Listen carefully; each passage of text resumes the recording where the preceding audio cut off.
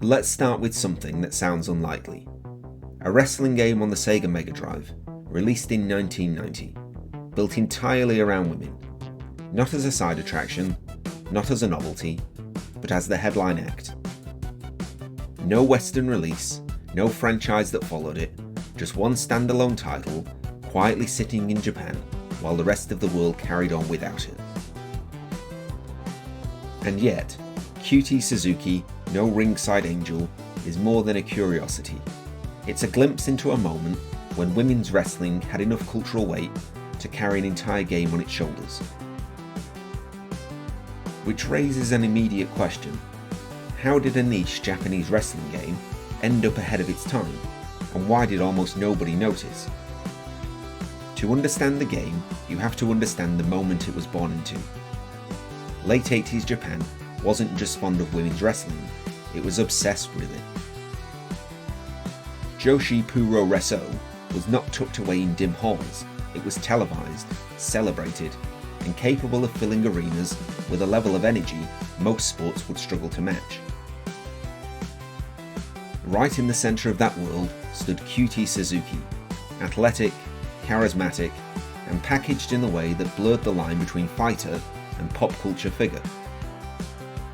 A crossover star rather than just an athlete. She wasn't only winning matches, she was appearing in films, releasing music, and turning up on television screens across Japan. By 1990, she was exactly what publishers look for: recognisable, popular, commercially safe. So when ASMIK decided to produce a wrestling game, they didn't hedge their bets. Developed by Copya System, they built it around her. No parody, no token inclusion, the headline act. So, if the star power was there, did the gameplay actually hold up? Or was this all surface level charm? Strip away the novelty, and what you're left with is surprisingly functional. 3 buttons: punch, kick, grapple. Simple on paper, but there's a rhythm underneath it all. Movement matters, timing matters, positioning matters most of all. You can run the ropes, execute Irish whips, climb the turnbuckles, the basics are all present, but the real intrigue lies in what the game quietly layers on top. Before each match, you choose 2 special moves, not tied permanently to a character, but selected by you. Win more matches, and the pool expands. It's not deep by modern standards, but in 1990, this kind of light customization felt quietly progressive. Then there's momentum. Land attacks, build advantage, and suddenly reversals and finishes become viable. Ignore it, and you'll be flattened without ceremony. Even the wrestlers react visibly. Faces shift, expressions tighten, pain isn't implied, it's performed. It's not flawless, the grappling takes time to click, and early matches can feel like a polite disagreement rather than a fight. But once it settles, there's structure under the simplicity. Which brings us to something more aesthetic. Does the presentation sell the illusion, or quietly expose its limits? This is where the illusion wobbles, but never fully collapses. Visually, it's unmistakably early Mega Drive. Bold colours, chunky sprites, crowds that exist more as texture than presence. Animations sometimes skip the middle entirely, like a magician cutting corners and hoping you don't notice the gap. And yet, there's personality everywhere. The roster leans into exaggerated, almost storybook design, distinct without drifting into parody, stylized without becoming caricatural. Then there are the presentation flourishes. Commentators appear in the corner, reacting with theatrical seriousness that feels almost deliberately quaint. One of them is, without explanation, a dinosaur in a suit. No explanation offered, none needed. The audio behaves itself, chiptunes hum steadily. Crowd noise loops on cue, functional rather than memorable. It feels like a small team stretching every resource until it stops complaining, and occasionally something slips through that feels genuinely expressive. But presentation can only carry a game so far.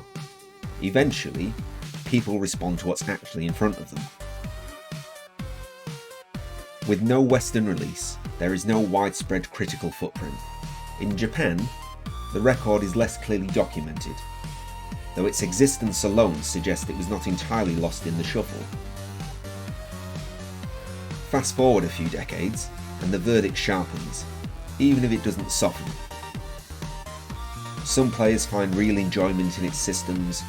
Given patience, the grappling reveals a structure that rewards timing over aggression.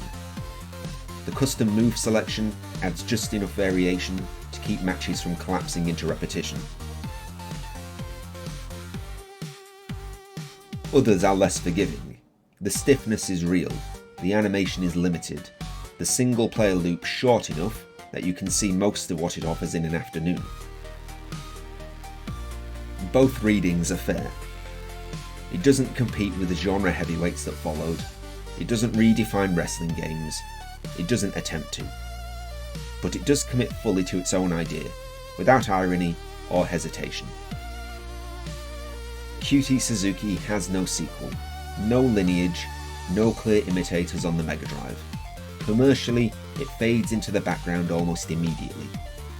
And yet history has a habit of preserving the unusual. It is widely regarded as one of the earliest wrestling games on the Mega Drive. More importantly, it placed women at the centre of the experience at a time when most games barely knew what to do with them at all. Not as decoration, not as novelty, as competitors. That alone gives it weight. In the wider history of wrestling games, it sits in an awkward transitional space between early arcade-style interpretations and the more structured simulations that would come later.